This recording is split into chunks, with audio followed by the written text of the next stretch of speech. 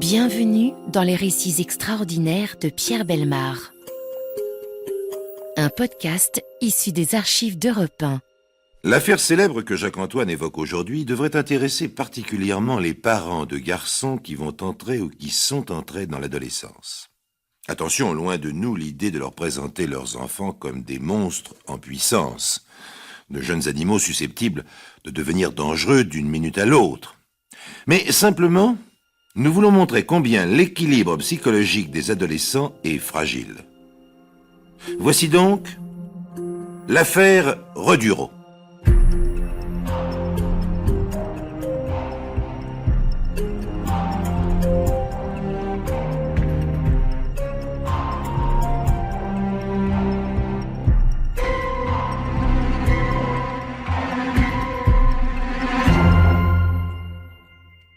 L'affaire se déroule à Landreau, commune de la Loire-Inférieure, le 30 septembre 1913, à la ferme de Jean-Marie Maby, un viticulteur de 39 ans.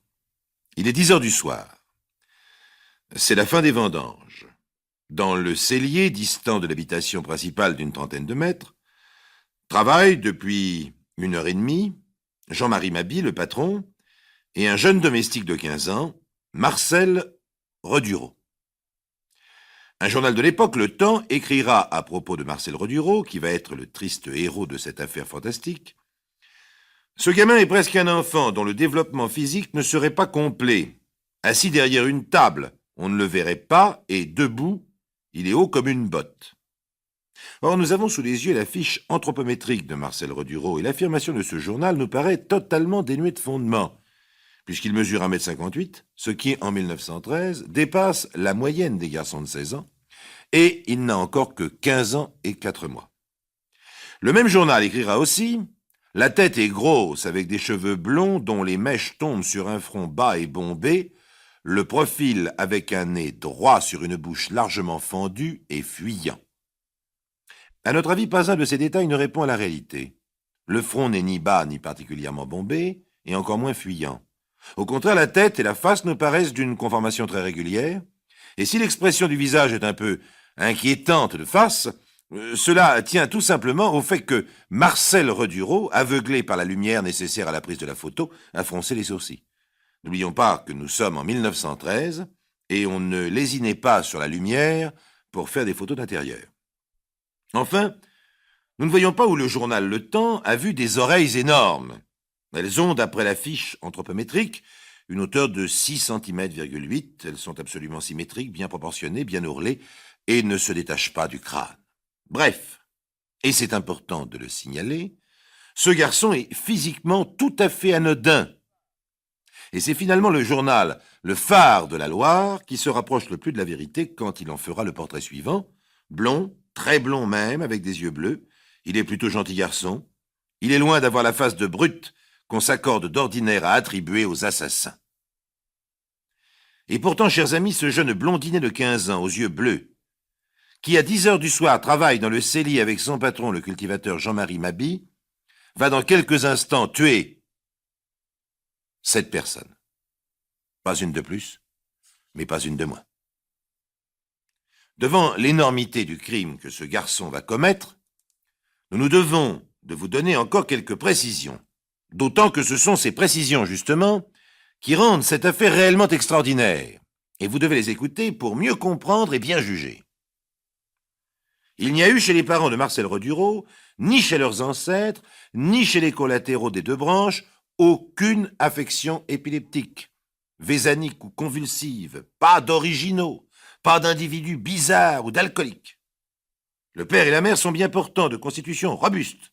Ils n'ont subi aucune maladie grave ayant intéressé leur constitution physique ou leur fonction cérébrale. Ils ont eu 11 enfants, dont 10 sont vivants, 6 garçons, 4 filles. L'aînée, une fille à 21 ans, et la plus jeune, 20 mois. Le troisième, un garçon, est mort 4 jours après sa naissance. L'inculpé est le 5e dans l'ordre des naissances. Les grossesses et les accouchements de la mère ont été normaux. Aucun des enfants n'a eu de maladie grave, soit générale, soit intéressant le système nerveux ou les fonctions cérébrales. Ils sont tous robustes et n'ont jamais donné d'inquiétude relativement à leur santé.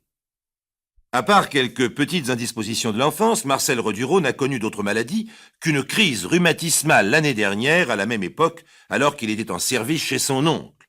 Il fut pris de fièvre, de douleurs dans les articulations, principalement les genoux, qui pourtant n'enflèrent point. Il ne fut que 8 jours malade et se remit au travail 15 jours après le début de la maladie. Les parents reconnaîtront qu'il est un peu nerveux, vif, espiègle, mais sans méchanceté. Il est peureux dans le sens général du mot. Le soir, il redoute l'obscurité. Il ne sait pas s'il serait capable d'aller la nuit faire une commission loin de son domicile. Si on lui en donnait l'ordre, il ne voudrait pas y aller. La nuit crée en lui une impression vague, indéfinie, qui n'a rien de systématique. Bref, ce n'est pas une phobie. Il ne croit pas aux revenants, il n'aurait pas peur de passer près d'un cimetière, il ne craint pas les sorciers, n'en connaît pas dans son pays. En un mot, il est peureux, purement et simplement, d'une façon peut-être excessive pour un garçon de son âge, mais si c'est là un indice de nervosité, ce n'est pas un signe de dérèglement pathologique. L'instituteur, bien placé pour apprécier le caractère d'un enfant qu'il a pu suivre pendant 5 ou 6 années, estime que Marcel Redureau est d'une intelligence un peu au-dessus de la moyenne, bon élève, rarement puni. Pendant qu'il fréquentait l'école, il n'a donné lieu à aucune plainte. Il avait assez bon caractère, une bonne conduite, et n'a donné lieu à aucune remarque défavorable au point de vue de la probité et de la moralité. Il a quitté l'école après avoir reçu son certificat d'études primaires. En dehors de l'instituteur, personne n'a jamais eu à se plaindre de lui sous aucun rapport. Pas plus ses patrons que ses camarades ou les gens du pays. Il n'a jamais manifesté de mauvais instincts. Il n'est pas batailleur, ne s'est jamais montré cruel envers les animaux. D'une façon générale, tout le monde partage l'avis de l'instituteur avec cependant une nuance légère. Son oncle, qu'il a eu chez lui de 11 à 14 ans, n'a jamais eu à s'en plaindre, mais le juge peu causant et avec un caractère sournois.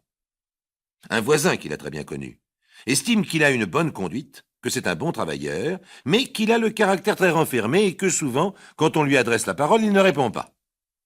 Un autre fermier, qu'il a eu à son service, l'estimait très intelligent, mais lui trouve un caractère sournois, très indépendant.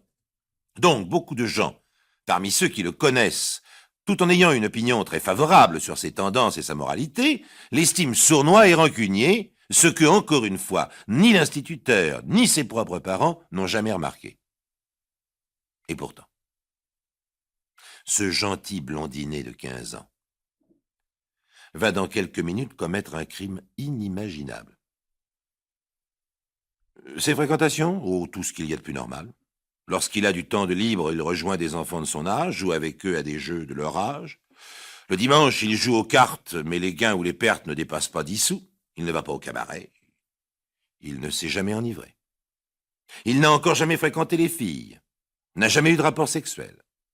Il est camarade avec Marie Dugas, une jeune domestique de 16 ans qui travaille comme lui à la ferme, mais il n'éprouve pour elle aucun sentiment particulier et ne l'a jamais courtisée. Ses lectures? Oh, mon Dieu, rien qui retienne l'attention, elle se borne à un journal régional et à l'almanach. Il faut dire que nous sommes en 1913 et les périodiques sont infiniment moins nombreux et probablement plus inoffensifs qu'aujourd'hui. Il n'a jamais lu de ces romans populaires, dont la matière favorite se compose déjà en 1913 d'histoires de crimes et d'assassinats. Alors comment ce jeune blondinet de 15 ans va-t-il être amené à commettre un crime pareil? Ah, bien entendu, nous avons recherché, comme tout le monde le fit à l'époque, dans quelles conditions physiques se trouvait Marcel Redureau ce 30 septembre à 10 heures. N'était-il pas surmené, fatigué, en état de moindre résistance organique et nerveuse? Après tout, le travail des vendanges est assez rude, et il commençait à la ferme à 5 heures du matin pour ne finir qu'à 10 heures du soir, sans autre repos que les moments consacrés au repas. Mais il résulte des enquêtes que les vendanges ont été faites en plusieurs périodes séparées par des intervalles de repos de 3 jours. Aujourd'hui, elles ont duré toute la journée, mais avant-hier, c'était dimanche. Il y a eu repos, et hier, les vendanges n'ont duré qu'une partie de la journée. De l'avis unanime, ces vendanges n'ont pas été particulièrement fatigantes, et ce travail, bien que pénible, pour un adolescent de 15 ans, ne s'est pas déroulé dans des conditions qui puissent produire un surmenage physique ou un véritable épuisement nerveux. Soit. Mais alors comment expliquer ce qui va se produire, là, dans ce cellier, dans quelques secondes? Ah, et la vapeur du vin dans les pressoirs. Est-ce qu'elle n'exercerait pas une action troublante? Aucun médecin n'a observé d'excitation cérébrale pouvant être attribuée au dégagement des vapeurs du vin. Au contraire, ce sont beaucoup plus des gaz stupéfiants que des vapeurs excitantes qui se dégagent du mou en fermentation. Ce sont surtout des gaz carboniques qui produiraient plutôt une asphyxie qu'une ivresse furieuse. De plus, en ce qui concerne le jeune homme, depuis le début des vendanges, il passe la plus grande partie de ses journées au grand air, dans les vignes, et son travail au pressoir ne l'occupe que quelques heures par jour. D'ailleurs, maintenant qu'il va commettre son crime, il n'est dans le cellier que depuis à peine 1 heure et demie, et il ne se sent ni troublé, ni excité, ni ivre. Pourtant, vous pensez sans doute comme nous, mais il lui faut bien 1 heure raison. Au fait, une dernière remarque. Quels sont ses sentiments vis-à-vis de son patron, de la famille de celui-ci et des autres personnes de la ferme? Eh bien, il semble qu'il n'ait jamais eu à se plaindre d'eux et qu'il ne nourrit ni rancune ni haine. Mais alors ce n'est pas possible, il a bu. Tout le monde sait que pendant les vendanges, on boit beaucoup. N'a-t-il pas fait quelques excès inusités? Non. Non, paraît-il, non.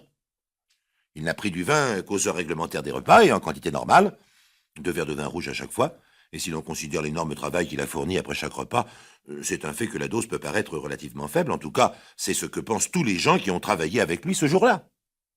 Tout de même, avant le souper, il a bu avec son patron, qui est actuellement au pied de la cuve, prêt à faire tourner la barre du pressoir, 2 coups de vin blanc bouchés. La bouteille est encore là sur un banc à laquelle il ne manque qu'un tiers du contenu. Mais encore une fois, si on y réfléchit, tout ceci est absolument normal. Compte tenu du rude travail qu'ils doivent accomplir, ce sont des paysans et nous sommes en 1913. D'ailleurs, Marcel Redureau se sent parfaitement normal. Alors, un seul détail qui nous frappe dans le compte-rendu de l'affaire, chers amis. Depuis les vendanges, le patron, Jean-Marie Maby, parle fort et quelquefois son langage devient particulièrement rude et il lui arrive de lancer au gosse des remarques plus ou moins injurieuses. Au moment où Marcel Redureau est monté sur la plateforme du pressoir pour réparer la vis, le patron va le rudoyer à nouveau. Comme Marcel ne parvient pas à exécuter assez vite le travail qu'il lui a demandé, le patron d'en bas lui crie qu'il est un maladroit, un feignant, et que depuis 8 jours, il travaille comme un cochon. Alors, l'incroyable se produit. Marcel Redureau, d'un bond, descend du pressoir, atterrit derrière son patron, s'armant d'un pilon qui est à sa portée, une pièce de bois qui ressemble très exactement au massue dont sont munis les statues des héros antiques. Il frappe plusieurs coups sur la tête de l'homme qui lâche la barre et tombe sur le sol. Une extraordinaire tuerie vient de commencer.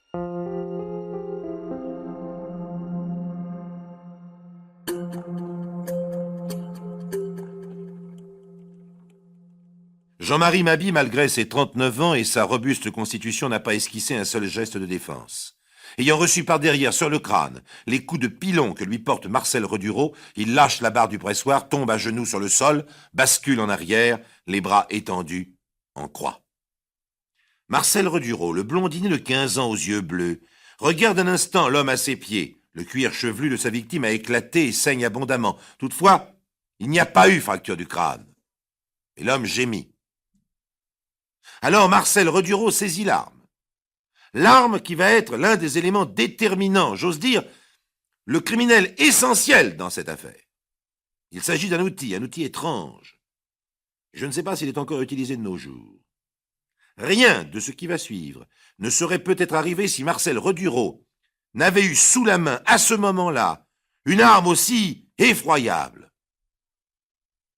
C'est un couteau à pressoir, ou couteau à vendangeau, ce que les viticulteurs de la région appellent à l'époque un couteau à raisin. Cet outil, proprement terrifiant, est à la fois une serpe, une hache, une francisque et une faux. Imaginez fixer le long d'un manche en bois, une lame très longue, très large et surtout très aiguisée. Elle a une longueur de 65 cm, une largeur de 13. Elle pèse 2,5 kg. La lame déborde l'extrémité du manche sur près de 20 cm et là, se recourbe comme une serpe.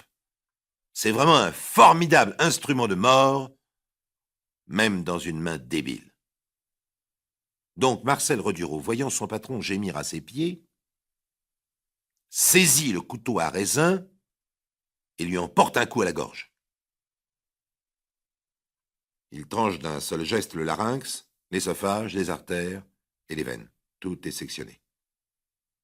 L'arme entame même la 4e vertèbre cervicale et la tête ne tient plus au tronc que par la peau du cou. Oui, je vous prie, chers amis, d'excuser cette description, mais elle est nécessaire puisque c'est la base même de l'affaire Redureau. Ce premier crime accompli, Marcel Redureau, qui prétendra ne plus savoir très bien ce qu'il fait, ce que nous sommes d'ailleurs tout à fait décidés à croire, saisit une lanterne et sort du cellier pour commencer une randonnée tragique. Il parcourt 30 mètres dans la nuit pour gagner la maison d'habitation, où il s'attend à trouver tout le monde endormi. Mais en arrivant à la cuisine, qui est une pièce très vaste, il voit Madame Mabi, 30 ans, enceinte de plus de 8 mois, et la jeune domestique assise autour d'une grande table ronde, se livrer à des travaux de couture éclairés par une bougie. Une seconde, Marcel Redureau a l'intention de fuir. Mais la patronne, qui l'a entendu ouvrir la porte, lui demande où est son mari. Alors Marcel Redureau perd la tête. La patronne va aller dans le cellier et trouver le cadavre de son mari. Alors il ne répond rien. Incapable d'articuler un son, il retourne au cellier et en revient avec le terrifiant couteau à raisin. Lorsqu'il entre dans la cuisine, les femmes n'ont pas le temps de se défendre. Elles ne peuvent que crier lorsqu'il les frappe et elles tombent, sans le moindre désordre à l'endroit même où elles ont été frappées. Alors je vous épargnerai les détails horribles, mais je me dois d'en signaler un seul. La fermière est étendue sur le dos, la tête près du foyer, les bras le long du corps, les jambes un peu écartées, les jupons sont abaissés. Et pourtant Marcel Redureau les a levés un instant, le temps de frapper la malheureuse qui est enceinte presque à terme d'un seul coup de son arme entre les deux jambes. Il sera incapable d'expliquer cette stupéfiante blessure. Au pied de la fermière est étendu le corps de la jeune servante, Marie Degas. Elle n'est blessée qu'à la tête et au cou, mais les blessures sont tellement nombreuses et horribles qu'on ne peut les décrire. Aucun désordre dans ses vêtements. La bougie s'est renversée, éteinte sur la table. Les deux cadavres ont encore au doigt leur dé à coudre. Ils sont au milieu d'une mare de sang qui s'étend à 1 mètre autour. Dans la cuisine, dans un petit lit, se trouve un petit garçon, le petit Pierre. Il dort. Il ne s'est pas réveillé. Marcel Redureau n'y touche pas. Mais des chambres voisines s'élèvent des cris. Alors, toujours sa lanterne à la main, Redureau traverse le couloir et entre dans la pièce où est couchée la grand-mère, la veuve Mabi, qui a 79 ans. La vieille, un chapelet à la main, s'apprête à se lever. Il la frappe à la gorge, elle ne dit rien, elle n'a pas le temps. Marcel Redureau passe ensuite dans l'autre chambre, où les deux fillettes, Marie, 8 ans, Henriette, 7 ans, qui sont couchées l'une sur le côté droit, l'autre sur le côté gauche, dans le même lit, face à face, poussent des cris d'effroi. Il leur porte des coups de l'horrible couteau à raisin, toujours dirigé sur le cou. Ne nous étendons pas sur les blessures, bien que du fait de l'étrange conformation de l'arme qui les provoque, elles présentent plusieurs étonnantes caractéristiques. Comme Joseph, le petit enfant de 2 ans qui dort dans la même chambre, se réveille, Marcel Redureau le tue également. C'est à ce moment seulement, hélas, que le manche du couteau à raisin se casse. Sans son manche, il devient un outil totalement inoffensif. Mais il est trop tard. Quand Marcel Redureau sort de la maison pour aller reporter les débris de l'outil dans le cellier près du pressoir, dans un souci d'ordre saugrenu qui prouve bien son état d'égarement, il ne reste dans la ferme qu'un seul être vivant, le petit Pierre qui dort toujours dans la cuisine. Après avoir déposé le couteau et son manche brisé dans le cellier, Marcel Redureau monte à sa chambre, s'assoit sur le lit. Peu à peu, il reprend son sang-froid, comprend la gravité du crime effarant qu'il vient de commettre. En quelques minutes, il vient de tuer 7 personnes. Est-ce du regret, du remords, de la peur, ou les trois à la fois? Au bout d'1 heure, il descend de sa chambre, parcourt 50 mètres, et entre lentement dans l'étang pour se suicider. Mais lorsque l'eau lui arrive à la poitrine, le courage lui manque. Alors il revient à sa chambre, il reste jusqu'au petit matin, puis il se rendra chez ses parents, où il sera arrêté quelques heures plus tard. Inutile de vous dire, chers amis, que cette affaire fait grand bruit. Le crime paraît tellement inexplicable que le juge de paix du canton, d'accord avec l'opinion publique, réclame un examen psychiatrique. Devant les spécialistes, l'attitude de Marcel Redureau est celle d'un enfant intimidé. Ils ont de la peine à lui faire lever les yeux. Il parle d'abord à voix basse, et presque uniquement par monosyllabes. Mais en insistant, ils obtiennent des réponses plus explicites et il répond pertinemment à toutes les questions qu'on lui pose. Il est bien orienté dans le temps et l'espace, fait preuve dans ses paroles d'intelligence et de bonnes connaissances primaires relativement à l'histoire, la géographie, la grammaire, le calcul. Toutes les réponses qu'il fait au sujet de sa vie passée, de ses patrons, de son travail, de ses salaires, sont exactes ou plausibles. Pendant ses mois de prévention à l'infirmerie de la maison d'arrêt de Nantes, il participe à la vie commune et se plie à la règle comme les autres détenus. Le gardien-chef de la prison prétend que néanmoins Marcel Redureau lui paraît dissimulé et sournois. Il se tiendrait sur ses gardes et répondrait tout juste aux questions qu'il lui pose. Mais il dort bien, mange bien, n'a pas l'air effrayé de son affaire. Le gardien-chef ne peut dire si l'accusé regrette son acte, mais il l'a vu pleurer après une visite de son avocat. En réalité, il lui arrive de pleurer beaucoup plus souvent. Devant les psychiatres, quand ils évoquaient les souvenirs des victimes, devant sa mère, lorsqu'elle vient le visiter à propos d'un de ses frères qui vient de partir en Algérie pour son service militaire, bref, sa sensibilité morale paraît intacte et il exprime au sujet des actes qu'il a commis des regrets qui paraissent sincères. Alors, quelle explication donne-t-il à son crime? La colère. Et vous m'avez bien entendu. Tout simplement la colère. Son patron l'a mis dans une telle colère qu'il l'a tué. Ensuite, il a perdu la tête et voulu faire disparaître tous les témoins. La patronne, parce qu'elle allait découvrir son mari dans le cellier. La servante, parce qu'elle était avec la patronne. La grand-mère, parce qu'elle s'est réveillée. Les deux fillettes et le bébé, parce qu'ils criaient. Il n'a pas touché au petit Pierre, parce qu'il dormait et qu'il n'a rien dit. Il est incapable d'expliquer la violence et la multiplicité des coups. Il ne peut non plus expliquer pourquoi il a ouvert le ventre de la fermière qui était enceinte. Il se défend d'avoir eu la moindre pensée obscène ou sadique. Cet acte, comme les autres, selon lui, ne relève que de la colère. Dans ces conditions, les psychiatres, convenant qu'il n'était pas en état de démence, qu'il a eu pleine conscience des faits accomplis et de leurs conséquences, ne constatant chez lui aucune anomalie mentale ou psychique, le déclarent parfaitement responsable et il comparaît devant le tribunal. Pendant les débats, il se tient affaissé sur son banc, la tête basse, la figure pleurarde, dans l'attitude d'un enfant fautif qui s'attend à une correction sévère. Selon la déposition d'un témoin qui déclare que Redureau lui aurait dit qu'il n'aimait pas ses patrons, qu'ils étaient bons à tuer, et que s'il n'y avait que lui, il les tuerait tous, le gosse semble s'éveiller. Outré, furieux, il prononce de formelles dénégations. Il faut dire que cette déclaration du témoin paraît peu vraisemblable, et l'avocat de la défense présente des faits qui tendent à faire considérer ce témoin comme un mythomane. Quand son oncle se présente à la barre, Marcel Redureau pleure. Il pleure aussi pendant le réquisitoire et la plaidoirie. Et bien entendu, il pleure longtemps à chaudes larmes, à la façon d'un enfant, pendant les jours qui suivront sa condamnation. Le maximum de la peine que comporte son âge, 20 ans de prison. Mais bientôt, de ses larmes séchées, on le voit peu à peu revenir à une mobilité de sentiment, à l'insouciance de l'enfant que tout amuse, qu'un rien fait rire, et qui subit tout entier les influences du monde extérieur. Pourtant, voici la lettre qu'il écrit à ses parents le lendemain de son procès. Cette lettre constitue un document psychologique important. Nous la reproduisons telle quelle, sans en changer un mot.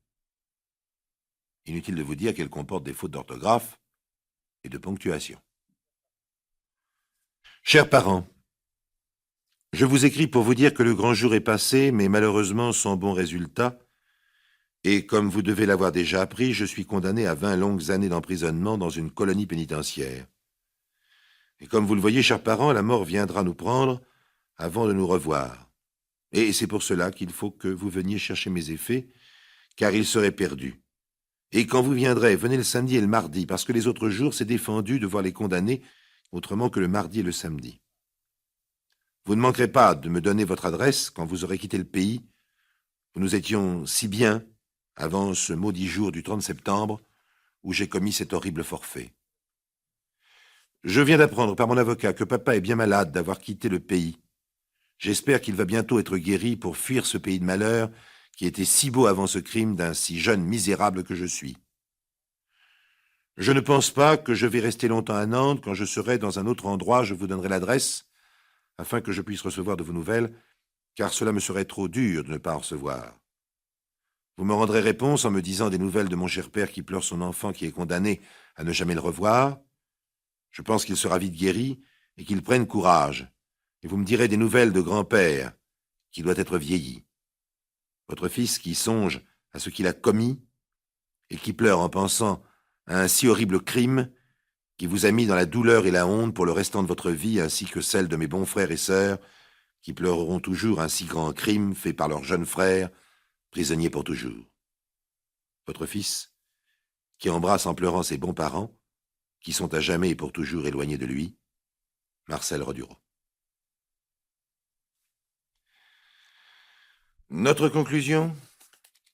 Certes, Marcel Redureau était un enfant normalement constitué, tant sur le plan physique que physiologique et psychiatrique.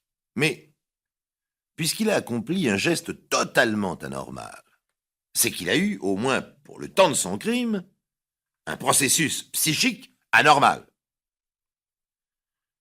C'est la susceptibilité de Redureau qui s'est trouvée excessive à un moment donné. Pourquoi ? Parce que, bien que cela ne soit pas apparu au psychiatre, Redureau devait refouler un sentiment sans doute inconscient de brimade, de frustration, d'injustice. À ce moment de l'adolescence, les garçons sont tellement sensibles à ces blessures qu'un rien peut les faire basculer dans une attitude de combativité et d'agressivité exagérée. Or, malgré tout ce qu'on a dit, les vendanges, c'est les vendanges. Certes, il n'a pas bu exagérément, mais il a bu. Certes, il n'était pas exagérément fatigué, mais il était fatigué. Il n'était peut-être pas surexcité, mais il était excité. Ceci s'ajoutant à cela, il était à la limite de son équilibre. Si vous y ajoutez l'évidente exaspération, l'évidente fatigue, l'évidente excitation du patron après 15 jours de vendange, et les gros mots et les injures, on peut commencer à comprendre qu'une injure de plus ait provoqué cette colère monstrueuse. Tout simplement parce que Marcel Redureau vivait à ce moment-là l'instant critique de son adolescence.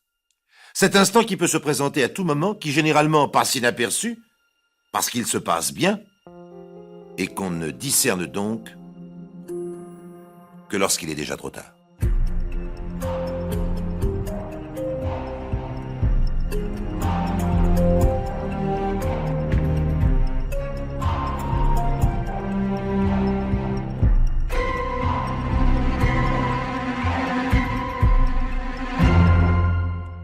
Vous venez d'écouter Les récits extraordinaires de Pierre Bellemare, un podcast issu des archives d'Europe 1 et produit par Europe 1 Studio.